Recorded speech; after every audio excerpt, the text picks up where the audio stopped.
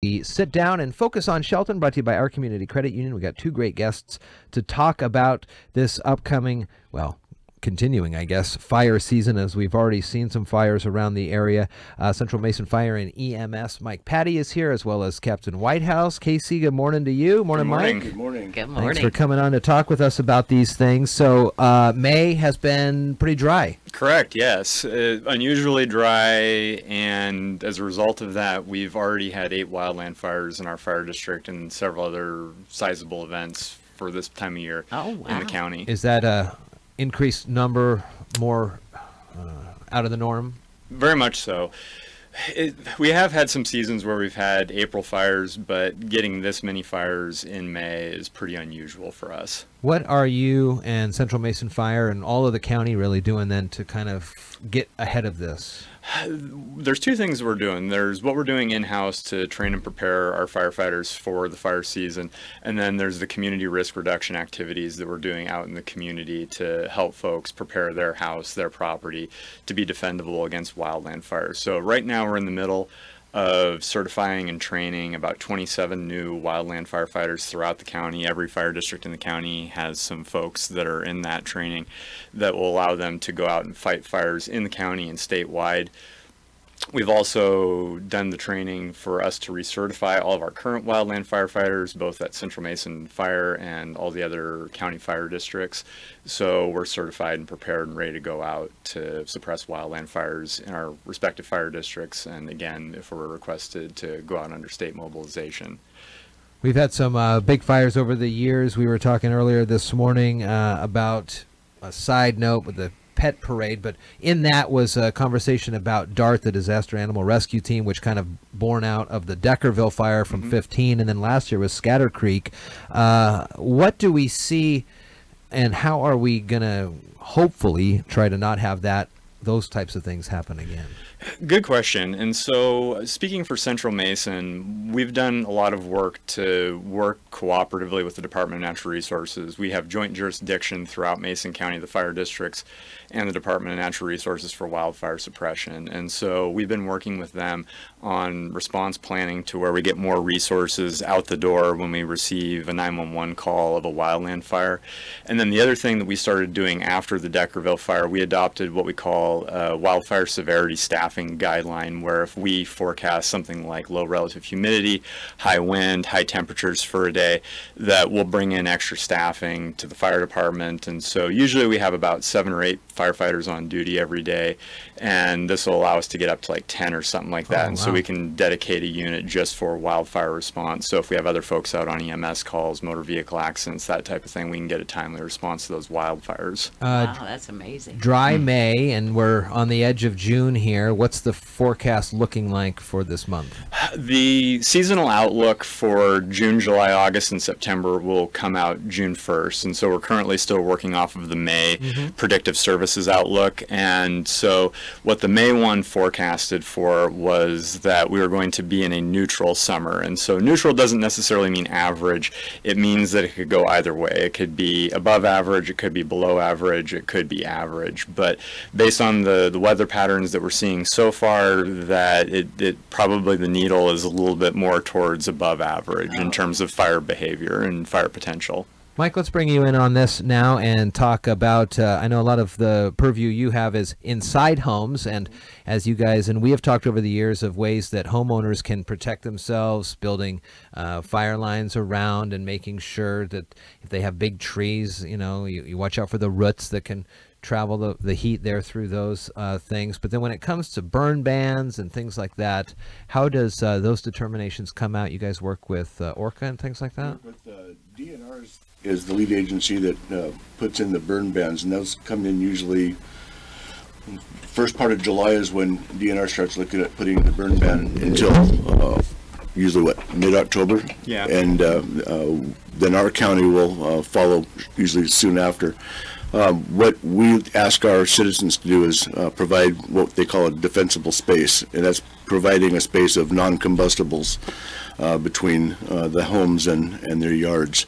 Things that I'm learning from Captain Whitehouse being in his class The captain's teaching the chief about how to do wildland stuff. Hey, everybody's You're gotta- being schooled. I am. I'm in more ways than one, but yeah, the biggest thing for wildland fires, outside fires, is making sure that you don't have combustibles, plants. Even plants and things like that up against the house. People don't think about it. Ornamental shrubbery. Sure. Right. Is things that'll catch your house on fire. Makes it look pretty, but Yeah, it not, makes it look pretty, but not good. when you start having fires, cedar shake roofs. Oh. They're very pretty, and in the Northwest, it's real commonplace, but they burn. Yeah. And they burn real fast. Cedar burns. It's kindling in our fireplace, and it's kindling on your roof. Well, let's talk about this then as we move into the Independence holiday. We're a month out or so from the 4th of July, so you'll likely, I've already heard some big booms out there in the counties. And if there's what's the current firework rules in Mason County? And then, some of those large projectiles, they land on those cedar shake roofs, and we're in trouble. Yep, and as has always been the case, fireworks, legal fireworks in the state of Washington start being sold at noon on June 28th, and they go through till July 5th. In the city of Shelton, no fireworks are to be sold or discharged, so you won't see any fireworks stand in the city. You will see them, however, outside in the unincorporated areas of Mason County. The fireworks stands on the tribes are already being set up, and I believe they're being sold there. But remember, whatever you buy on the reservations have to be discharged on the reservations. Right. You cannot take them off legally. Yeah. You can't take them off the reservations to be discharged. Also, then, when it comes to other firework safety, or just, I've seen there in Tumwater, they had tried to do a repeal on their fireworks ban. Right. Have you seen some, either within the city, the numbers have gone down, 4th of July kind of things for fires, or are these bans working in the cities, you think? Yeah, I think so. I think that the first couple of years of the fireworks ban in the city was more of an education process. Yeah. I know that the engine and the medic units spent a lot of time just patrolling the city, and by and large, it was people that just didn't know. And we'd say, there's a fireworks ban in the city, and people by and large were real cooperative about, putting them out and taking them down, taking them in the house.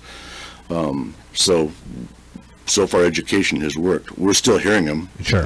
Yeah. But as far as it being 100% effective, people are still going to light them off. But we're doing the best we can to educate people. And it's tough, too, when the city and county lines are not blurred, but they're pretty well, I'm on this side of the street, I'm in the city, you're on the other side, you're in the county, yeah. and things Right. like that, and how those Right. get navigated.